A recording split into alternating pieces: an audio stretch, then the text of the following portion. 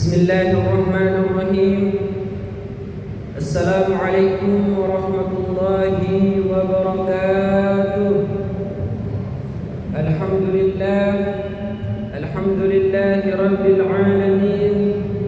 Wassalatu wassalamu ala asyrafil anbiya'i wal mursalin, sayyidina wa maulana Muhammadin wa ala alihi wa sahbihi wa sallim ajma'in. Subhanaka la ilma lana illa ma 'allamtana innaka antal alimul hakim.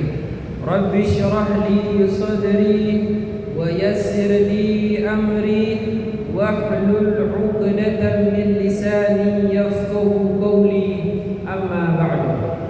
Sebelum yang Tuhan Sami memulai pengajian pada malam hari ini, mari kita bacakan bacaan suratul Fatihah kepada orang tua yang Tuhan Sami, kepada guru-guru yang Tuhan Sami, kepada orang yang berjasa dalam kehidupan yang Tuhan Sami, yang masih hidup di antara mereka. Semoga Allah panjangkan umurnya, mudahkan rezekinya, sehatkan badannya, dan mudahkan segala urusannya. Dan yang sudah meninggal dunia di antara mereka, semoga Allah ampunkan dosanya, terima segala amal kebaikannya, dan ditempatkan di sisi Allah di tempat yang terbaik. Ala hadhihi niyyah wa likulli niyyatin salihah lana wa lahumul Fatihah.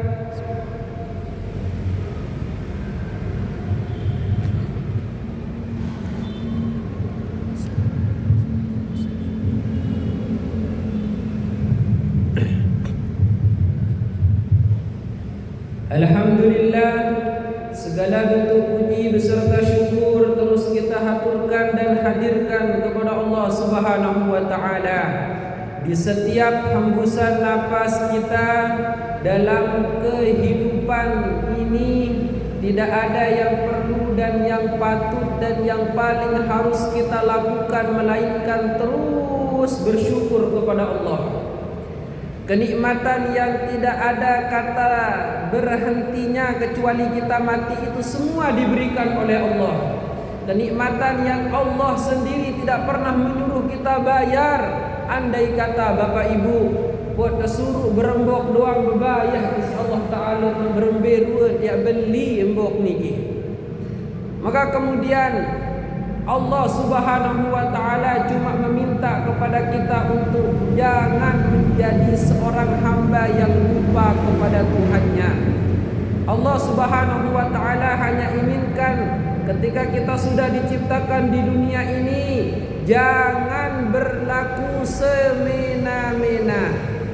Dende irup sakajuman basan Allah taala. Yang niki yang pelungguh irup oleh bumi Allah, terciptaan isi Allah, maka sudah sepatutnya kita harus hidup dalam aturan Allah. Dan sudah tentu Bapak Ibu, siapa di antara kita yang mampu mengarungi bahtera kehidupan ini, jalannya itu adalah syariatnya Allah, termasuklah hamba tersebut menjadi golongan orang-orang yang bersyukur kepada Allah Subhanahu wa ta'ala. Kedua kalinya salawat beserta salam tak lupa pula kita haturkan dan layangkan kepada junjungan kita Nabi besar Muhammad sallallahu alaihi wasallam dengan ucapan Allahumma salli ala sayyidina Muhammad wa ala ali sayyidina Muhammad. Bapak Ibu jamaah yang dimuliakan Allah, pada bulan ini di pertemuan khutbah masjid, Ayahanda Bapak Tuan Guru Muharrar Mahfuz telah menjelaskan kepada kita semua bahwasanya ada sesuatu hal yang sangat harus kita ingat yang terjadi di awal tahun, yang dimana itu merupakan perjalanan hijrahnya Nabi kita Muhammad sallallahu alaihi wasallam. Kalau kita cermati dalam kitab Khulasah Nurul Yakin fi Sirah Sayyidil Mursalin, dalam kitab tersebut bahwasanya Syekh Umar Abdul Jabbar menjelaskan kepada kita bahwasanya Nabi Muhammad sallallahu alaihi wasallam merupakan manusia yang Allah utus di tengah-tengah suku Quraisy yang akan menjadi rahmatan lil alamin, sebagai penutup dan sebagai akhir daripada utusan Allah Subhanahu wa taala. Nabi kita Muhammad kemudian diutus oleh Allah ketika usia beliau menginjak 40 tahun, mendapatkan gelar wahyu pertama, yaitu wahyu yang beliau dapatkan di Gua Hira adalah surah Al-Alaq ayat 1 dengan sampai 5. Kemudian Bapak Ibu yang dimuliakan Allah, ketika ayat tersebut diwahyukan kepada Nabi Muhammad, coba kita perhatikan dan mari kita cermati Bapak Ibu. Muhammad yang kala itu terkenal di kalangan suku Quraisy sebagai seorang laki-laki yang sangat jujur. Muhammad kala itu di tengah kaum Quraisy sangat terkenal dengan kedermawanannya, dengan kebaikannya. Bahkan tidak sedikit dari orang-orang kafir tersebut yesodo eruan dua banda niki ujung Muhammad. Saking percayanya mereka kepada sosok namanya Muhammad. Maka kemudian ketika Allah Subhanahu wa taala mengangkat Nabi Muhammad ini menjadi utusannya, maka semua daripada suka cinta yang ada dalam diri suku Quraisy ketika itu kemudian berubah menjadi benci. Ketika Nabi Muhammad kemudian mendakwahkan ajaran Tuhannya, bahkan paman beliau sendiri melaknat Nabi Muhammad. Di saat itu banyak sekali orang yang memusuhi Nabi Muhammad. Di antara mereka bahkan ada yang bernama Abu Jahal mau menyakiti Nabi Muhammad. Beliau Nabi Muhammad berdakwah di kota Mekah selama 13 tahun lamanya. Selama itu Bapak Ibu, Nabi Muhammad sallallahu alaihi wasallam dari hari ke hari yang dia dapatkan bukanlah sambutan seperti kebanyakan para ulama tuan guru saat ini. Ketika beliau mengajarkan agamanya Allah, bukan air minum, bukan amplop yang beliau dapatkan. Yang beliau pertaruhkan bukan hanya dirinya, namun keluarganya pun akan dibasmi oleh orang-orang kafir ketika itu. Maka kemudian Bapak Ibu jamaah yang dimuliakan Allah Subhanahu wa taala, begitu banyak penderitaan demi penderitaan yang dialami oleh Nabi Muhammad ketika beliau mendakwahkan ajaran agama, menanamkan nilai tauhid di kota Mekah selama 13 tahun lamanya. Makanya wajar ketika kita sampai setua ini akidah kita tidak kuat-kuat Bapak Ibu. Zaman sahabat doang terdakwahi si Nabi Muhammad tentang perkara akidah doang membutuhkan 13 tahun lamanya. Agak rugi karena bajang mancin lamun wah tekican kesempatan mondok isi Allah Ta'ala pun sugul lekan pondok di manwaya. Maka rugi kemudian orang-orang yang sudah istiqomah hadir pengajian pondok istiqomah balik lalu ngaji. Kenapa? Karena benteng-benteng ketauhidan hari ini ada di antara majlis-majlis ilmu seperti ini. Tidak ada cara kita menyelamatkan akidah kita hari ini Bapak Ibu dari kerasnya pergaulan zaman, kecuali kita mendekatkan diri kepada tempat-tempat yang memberikan ketenangan seperti ini. Kecuali kita mendekatkan dan memaksa diri untuk hadir di tempat-tempat seperti ini. Karena hanya itulah cara kemudian kita menanamkan ketauhidan kepada Allah Subhanahu wa ta'ala.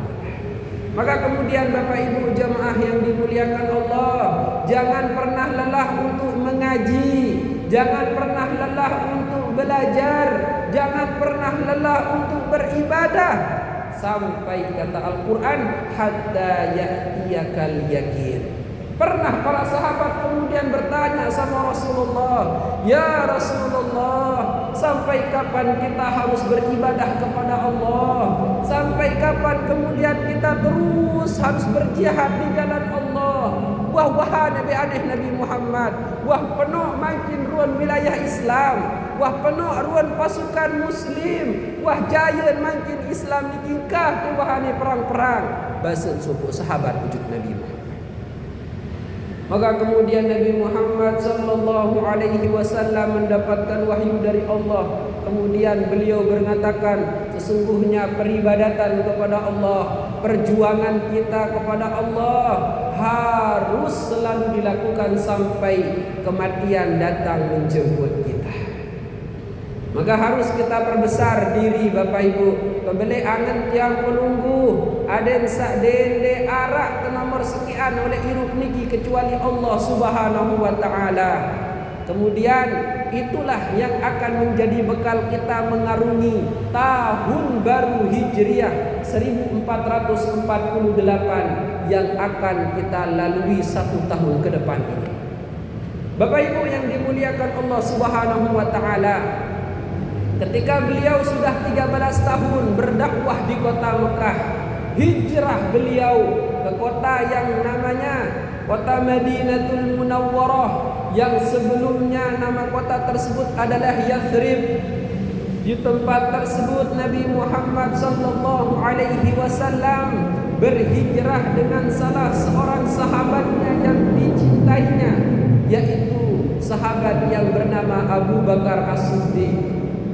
Kemudian ketika perjalanan hijrahnya Nabi Muhammad sallallahu alaihi wasallam ditahu oleh orang-orang kafir, maka kemudian orang kafir Mekah ketika itu melakukan sayembara. Pengumumannya jelas. Mereka mengatakan, para pembesar kafir Quraisy, wahai para penduduk kota Mekah, siapa orang yang dapat mendatangkan kepala Muhammad di hadapanku, maka aku akan memberikannya jabatan yang paling tinggi di suku Quraisy. Siapa orang yang dapat mendatangkan kepala Muhammad di hadapanku, maka aku akan berikan kekayaan yang paling banyak. Siapa orang yang mampu mendatangkan kepala Muhammad di hadapanku, maka pilihlah wanita-wanita tercantik di suku Quraisy untuk kalian nikah. Hadiah yang sangat menggiurkan hanya untuk mendatangkan satu kepala manusia, yaitu Nabi Muhammad sallallahu alaihi wasallam. Maka kemudian cerita hijrah beliau itu sangatlah mendebarkan, sangatlah menegangkan, sampai-sampai sahabat Abu Bakar yang menemani perjalanan hijrah Nabi Muhammad, den wah nini lelah berangan, den nini lelah sedih. Bahkan ketika dua orang ini bersembunyi di sebuah gua, maka kelihatan Nabi Muhammad ini kelelahan karena melakukan perjalanan yang jauh. Maka kemudian Abu Bakar berinisiatif untuk menutup lubang-lubang yang ada di gua yang dia tempati berdua tersebut. Karena gua Bapak Ibu, lamun dek tetempati gua niki pasti tetempati si makhluk-makhluk sak lain. Maka lubang-lubang tersebut ditutup oleh Abu Bakar sembari tidak mengganggu tidur nyenyaknya Nabi Muhammad. Sampai kemudian batu-batu kecil yang dipakai untuk menutup itu sudah habis. Maka kemudian beliau tanpa ragu merobek baju beliau dan menutup lubang-lubang yang belum tertutup dengan robekan baju beliau. Sampai kemudian ada satu lubang Bapak Ibu yang tidak bisa ditutupi karena sudah hampir habis beliau punya baju untuk menutupi lubang-lubang tersebut. Pon tampil leruan lubang saseki ini naik. Maka kemudian ketika beliau menutupi lubang tersebut dengan kakinya, ternyata di dalam lubang tersebut ada seekor ular. Di dalam riwayat yang lain Syekh Umar Abdul Jabbar mengatakan ada seekor kalajengking yang kemudian menggigit kaki Abu Bakar. Ruan Abu Bakar pun penis Bapak Ibu. Beliau tidak berani bersuara apalagi berteriak. Kenapa? Karena di sisinya sedang tidur orang yang paling dicintainya. Karena di sisinya ada sosok orang yang sangat dikaguminya. Sampai-sampai tidak terasa air mata beliau menetes dan membasahi muka daripada Nabi Muhammad. Yang itu menyebabkan Nabi Muhammad terbangun dan melihat Abu Bakar sudah berubah wajahnya menjadi pucat. Setelah kemudian dalam riwayat yang dikarang oleh kitab Syekh Umar Abdul Jabbar niki pon serius isi Nabi Muhammad ternyata nain Abu Bakar niki wah bau isi ruan gigitan ular atau gigitan kalajengking pun langsung tanpa banyak berkata saat Nabi Muhammad mengambil kaki Abu Bakar dan mengeluarkan racun tersebut dengan bibir beliau sendiri. Maka kemudian Bapak Ibu yang dimuliakan Allah, tidak selesai sampai di sana. Setelah itu orang-orang kafir yang tergiur dengan harta yang dijanjikan dalam sayembara itu terus berusaha untuk menangkap Nabi Muhammad, untuk membunuh Nabi Muhammad supaya kepala beliau bisa dipersembahkan kepada para pembesar kafir Quraisy ketika itu. Abu Bakar mendengar langkah kaki orang-orang terus berdatangan di sekitar gua. Maka Masya Allah tabarakallah, Allah subhanahu wa ta'ala memerintahkan kemudian ada sepasang burung merpati yang tiba-tiba cepatnya luar biasa membuat sarang di sana dan langsung bertelur. Di sana juga Allah perintahkan ada laba-laba untuk membuat jaring yang ketika itu dilihat oleh orang-orang kafir, maka mereka bergumam, waden mungkin arak dengan oleh gua niki. Kembe, ruan kesebu beli, ruan teluk berpati arak, ruan balen laba-laba penuh. Andai kata pertama dengan dan mungkin ya arak niki. Sehingga itulah kemudian tidak ditemukan mereka berdua. Tetapi Abu Bakar tetap cemas dan sedih serta takut karena ketika beliau batuk doang ini pasti ini terketahuan. Maka kemudian turunlah firman Allah Subhanahu wa taala menghibur Nabi Muhammad dan Abu Bakar, la takhaf innallaha ma'ana. Janganlah kamu takut, sesungguhnya Allah bersama kita. Artinya kemudian Bapak Ibu dalam pembelajaran hidup ini, lamun takut pebelai angan tiang pelungguh, ternyata Nabi Muhammad lai sampun takut, ternyata Abu Bakar lai sampun arak dalam keadaan genting.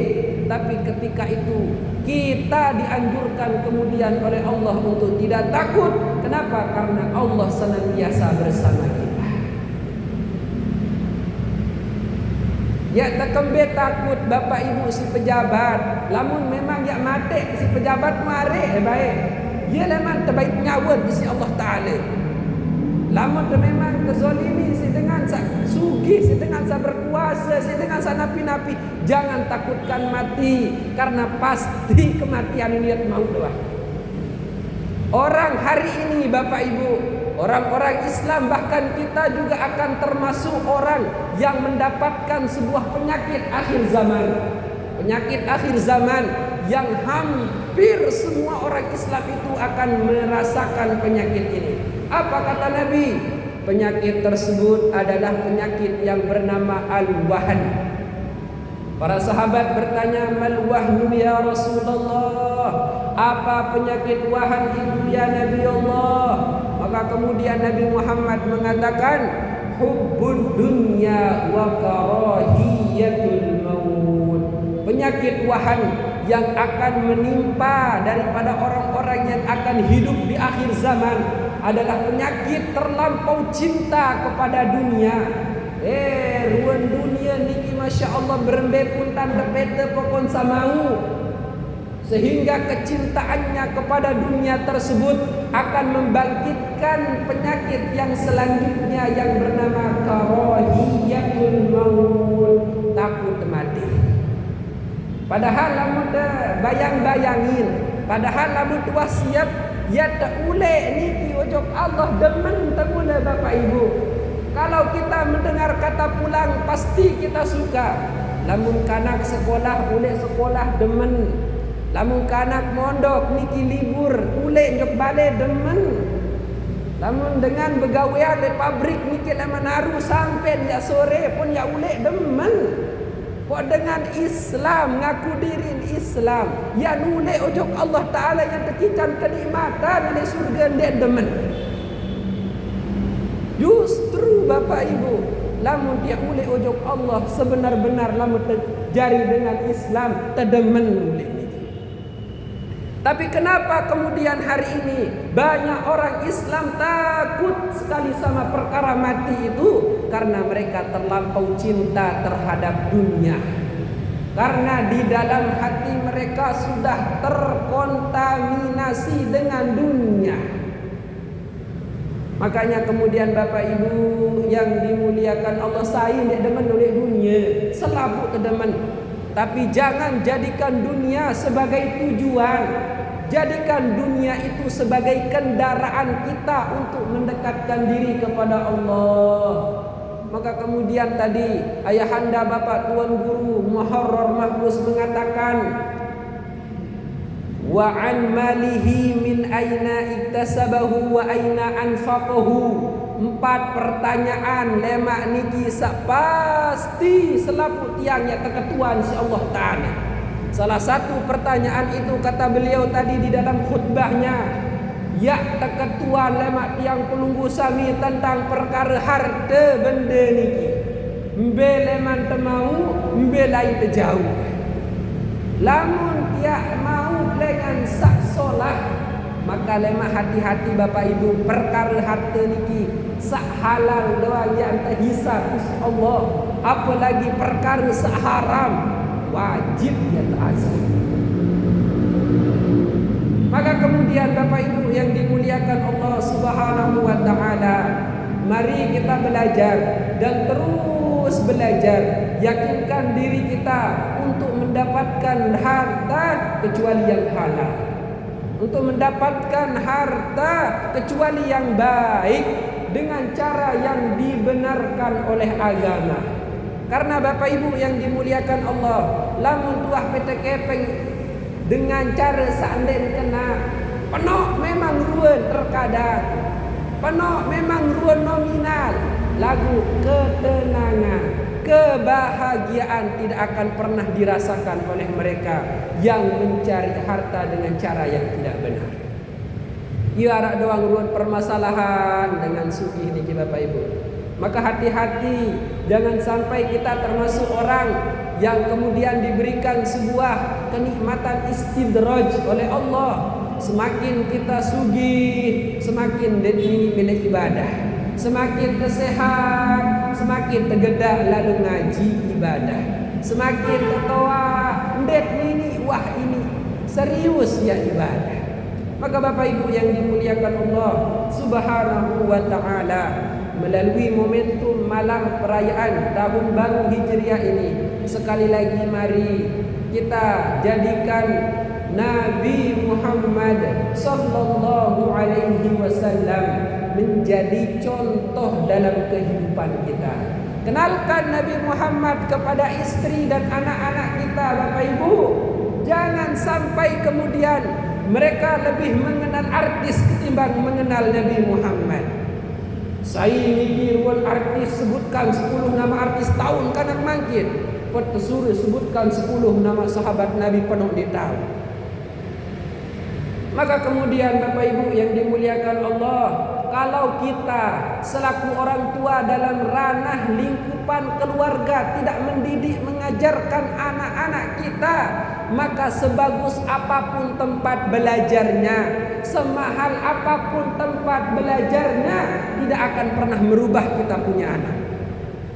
Lagu Bapak Ibu yang dimuliakan Allah, lamun tuah leman lingkup keluarga doang tiang pelungguh didik ajah ruan kanak-kanak niki, embe tahun sekolah Bapak Ibu, embe tahun berajah, lamun neleman pendidikan keluarga solah, insya Allah selanjutnya akan solah.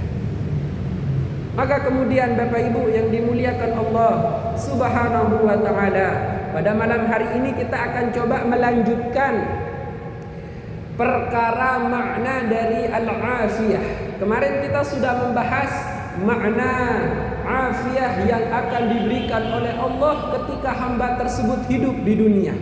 Sekarang kemudian Kita akan melanjutkan bahwasanya Syekh Nawawi Al-Bantani mengatakan makna juga dari keafiatan tersebut yang kita senantiasa minta sama Allah. Allahumma inna nas'aluka sihhata wal afiyah, itu ada juga kandungan makna yang terselip dalam artian makna tersebut akan diberikan oleh Allah ketika hamba tersebut sudah tidak hidup di dunia lagi. Apa yang 5 tersebut? Di sini Syekh Umar An-Nawawi Al-Bantani mengatakan, wa ammal lati fil akhirati fa innahu ya'ti malakul maut bir rahmati wal lutfi ay ar-rifqi 'inda naz'i ruhihi. Yang pertama kata beliau, makna keafiatan yang akan diberikan oleh Allah kepada mereka setelah mereka meninggal dunia adalah akan datang malaikat-malaikat yang baik ketika mereka ingin dicabut nyawanya oleh Allah Subhanahu wa taala. Orang-orang yang berhasil mendapatkan keafiatan, kesehatan rohani, hatinya bersih daripada dosa dan kemaksiatan, maka hamba tersebut ketika ingin dicabut nyawanya oleh Allah, maka Allah akan mengutus malaikat yang baik sopan santunnya, baik perangainya, lembut tutur kata dan perilakunya. Jarin Bapak Ibu, ternyata lemak tiang pelungguh niki lamun tengembilinan leman dunia niki saya sambut tiang pelungguh niki ya bermacam-macam. Memang seke aran malaikat, lagu malaikat niki ya raksa lembut pegawaian tan yang suruh ruan angkat ruan ruh manusia niki araksa malaikat niki kejam tan ya cabut nyawa manusia. Maka salah satu kelebihan kata Syekh Umar An-Nawawi Al-Bantani yang akan diberikan oleh Allah kepada mereka yang mendapatkan keafiatan, kesehatan rohani, sehat hati mereka, orang-orang ini mereka akan disampaikan ketika ruhnya akan dicabut oleh Allah, seorang malaikat yang tutur bahasa dan perilakunya sangat lembut, sehingga ketika malaikat tersebut datang mereka tidak terkejut, mereka tidak takut, bahkan terkesan ketika malaikat ini ingin mencabut nyawanya mereka tersenyum, mereka berbahagia. Kenapa? Karena mereka itu mendapatkan keafiatan. Kemudian yang kedua kata Al-Imam An-Nawawi, wasani la yurawwi'uhu ay la yufazzi'uhu munkarun bi fathil kaf wa nakirun fil qabri bal yu'misuhu wa maji'u malakin 'inda al-qabri laysa min al-akhirati bal min ad-dunya wa kadha al-mayyit fil qabri fa inna al-qabra yuqad lahu barzakhun lakin lamma kana waqtul maut yaqrubu min ahwalil akhirah yuqalu lahu al-akhirah fa kullu ma qaraba syai'an yu'tahu. Maka yang kedua Bapak Ibu yang dimuliakan Allah, yang akan diberikan oleh Allah kepada mereka yang mendapatkan keafiatan di dunia ini adalah mereka akan mendapati di dalam alam kuburnya, alam barzakhnya, ketika beliau-beliau ini bertemu dengan malaikat Allah yang bernama Munkar dan Nakir, maka pertemuan tersebut bukanlah pertemuan yang menyeramkan.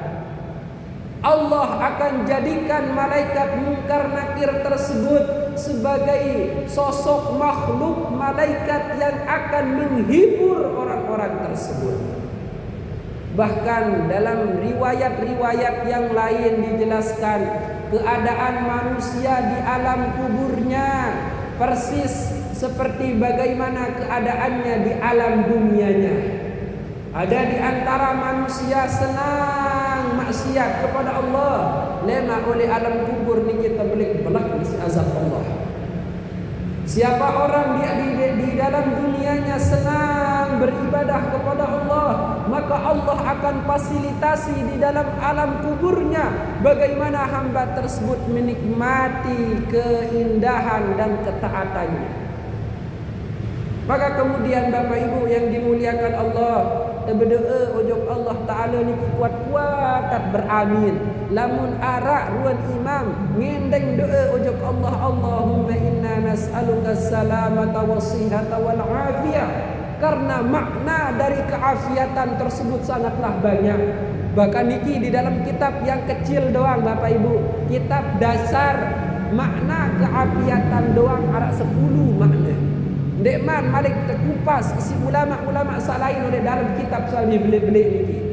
Maka kemudian Bapak Ibu yang dimuliakan Allah, jangan lupa maendeng ojok nenek kaji niki dalam setiap munajat kita. Ya Allah, lamun tidak tahu kalau bahasa Arab, ya Allah yang munasan ojok nenek kaji, berikan kesehatan jasmani dan rohani. Pada kena niki as-salamata as-sihah wal afiyah. Maka kemudian Bapak Ibu yang dimuliakan Allah Subhanahu wa taala, yang ketiga kata Al-Imam An-Nawawi yang akan didapatkan oleh mereka yang mendapatkan makna keafiatan di dunia adalah yakunu aminan ay ghairu khaifin fil waqtil faz'il akbar wa huwa hina yumaru bil kafir bil dhahabi dan nar. Jadi Bapak Ibu yang dimuliakan Allah Subhanahu wa taala, di dalam akhir kehidupan ini ada namanya faza'il akbar, waktu sakaratul maut yang terakhir.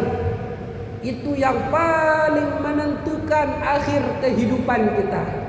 Ya poten niki ngendeng ojok nenek kaji endah oleh doa tiang pelunggu salain, Allahumma khtim lana bihusnil khatimah wa la nakhtim alaina bisu'il khatimah. Ya Allah, wafatkan kami dalam keadaan husnul khatimah, dan janganlah engkau wafatkan kami dalam keadaan su'ul khatimah. Kenapa?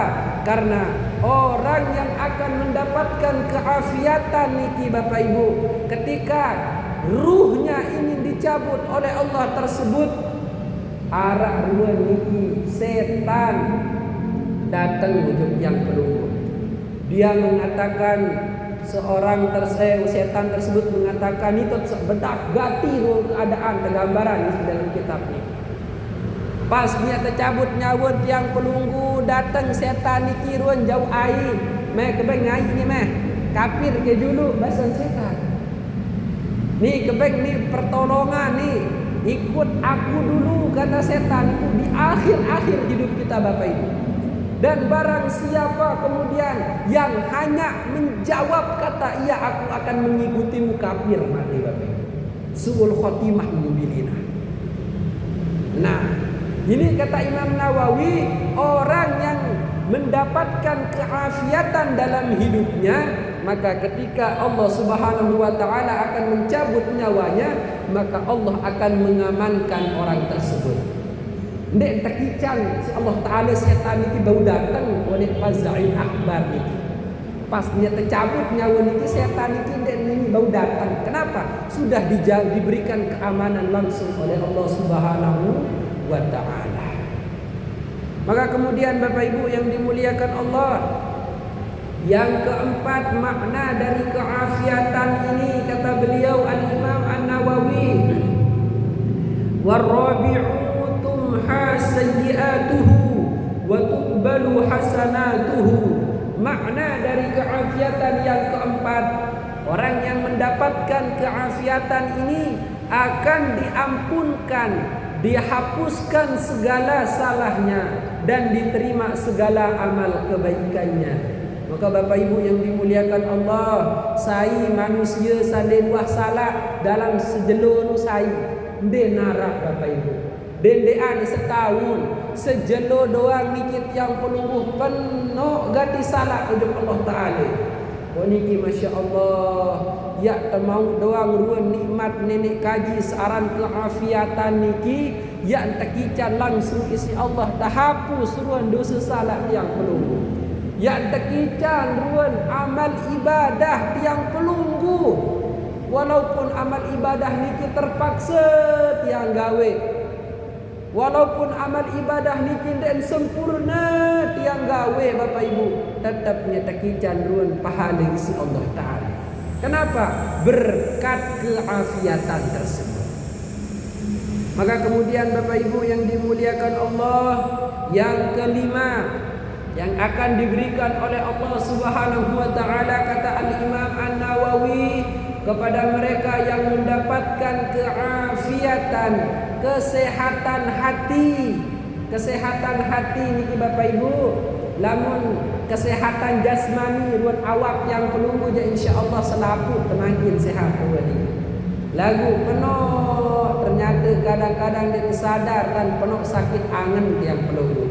Padahal yang akan diponis, yang menentukan surga neraka itu adalah hati kita, bukan jasmani kita. Dinara dengan terketua lema isi malaikat niki elek dalam neraka. Kembali desida tamu neraka. Oh, tiang lain elek dunia niki korengan. Kembali desida lain niki tekican isi Allah tamu neraka. Oh, tiang lain oleh dunia niki. Dia narak naik ke setui, dia narak kentok ke setui, dia bau nyeriu ada narak. Yang akan kemudian menentukan masuk apa tidaknya kita ke dalam neraka adalah hati yang pelunggu. Kenapa kamu masuk ke dalam neraka? Tanya malaikat. Oh, semasa di dunia saya itu mempunyai penyakit sombong, merasa diri yang paling tahu, merasa diri yang paling kena, merasa diri yang paling solat. Sania doang tahu, namun dia lain jadi narak dengan tahu. Oh, kenapa kamu masuk ke dalam neraka? Kata malaikat, kelak di hadapan Allah ditanya mereka penduduk neraka niki. Oh, tiang lain niki berdua ke ate demen dengki ujung dengar.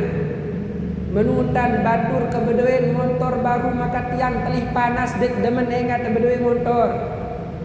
Maka dengan merari aku dek demen ingat. Maka penyakit-penyakit iri seperti itu, itulah salah satu yang menyebabkan manusia akan terjerumus ke dalam neraka.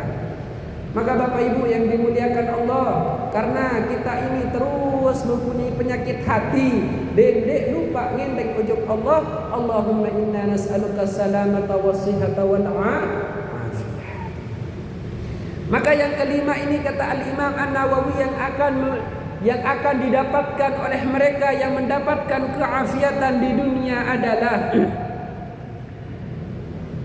wal khamisu yamurru 'ala sirat kal barqil lami' fayadkhulul jannata fis salam.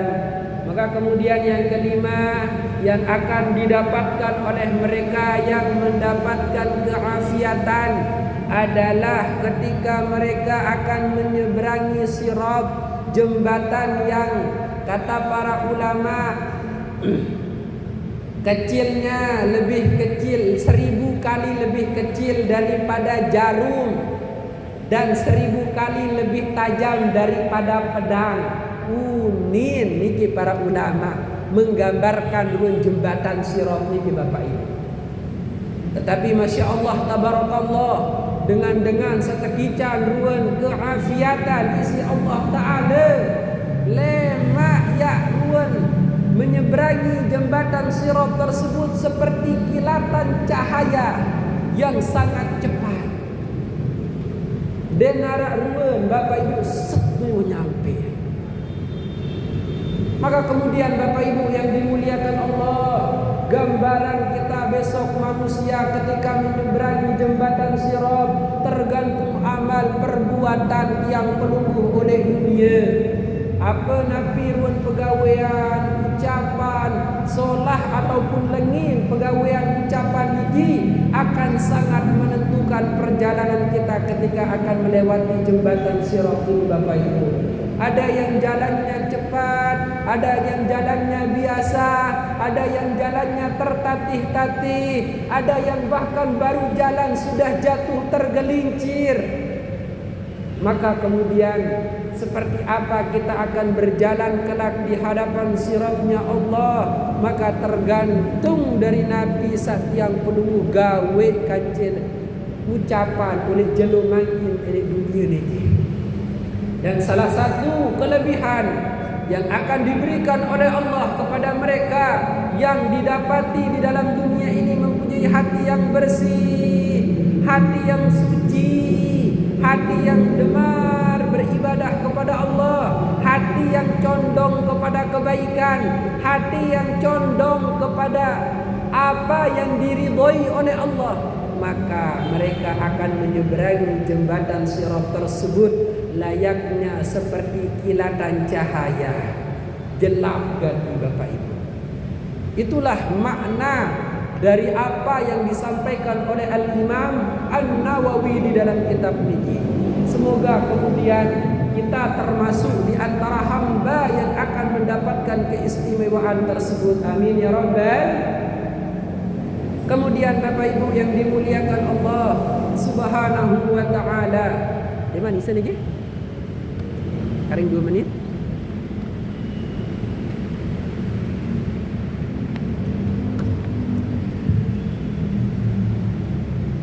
Melanjutkan pembahasan sedikit sampai dengan azan.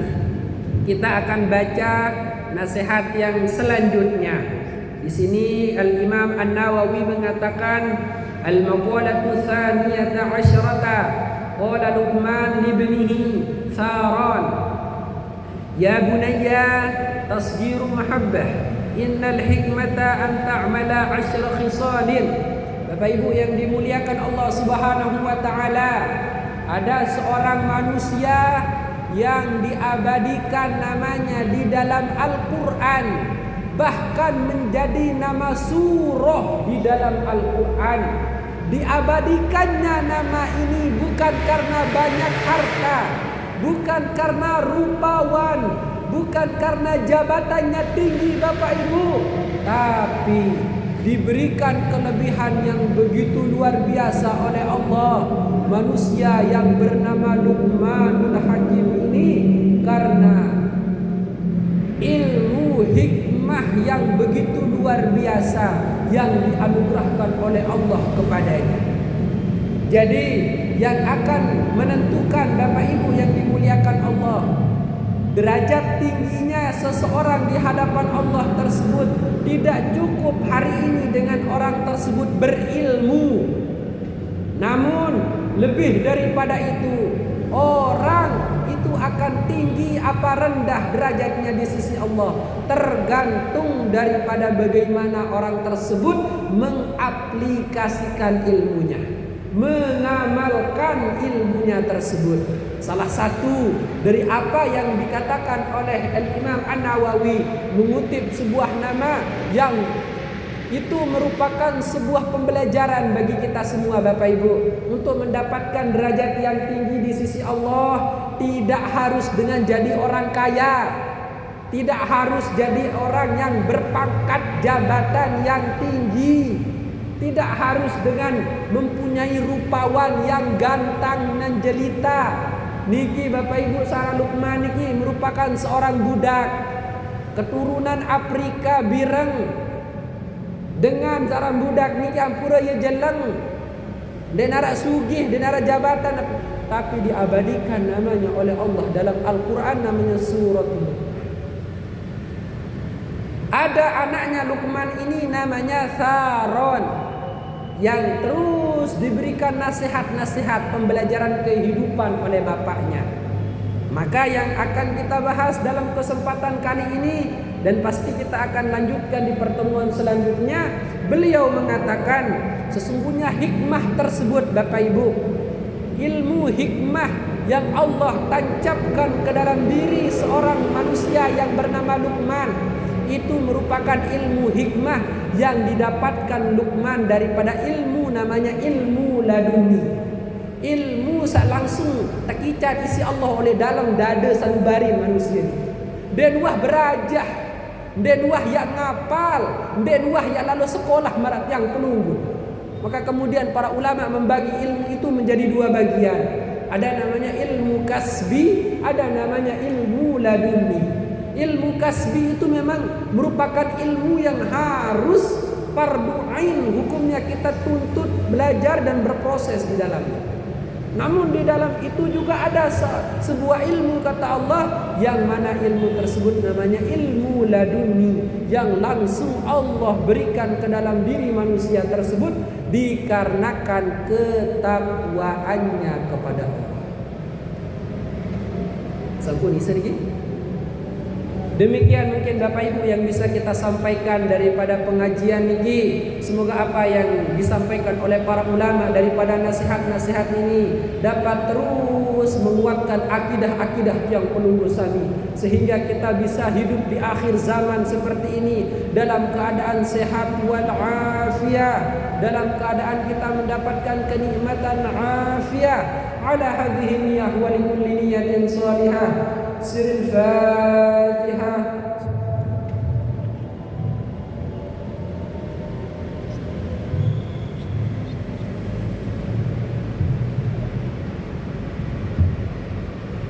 Demikian dan terima kasih, kurang lebihnya dia mohon maaf. Wabillahi taufiq wal hidayah. Assalamualaikum warahmatullahi wabarakatuh.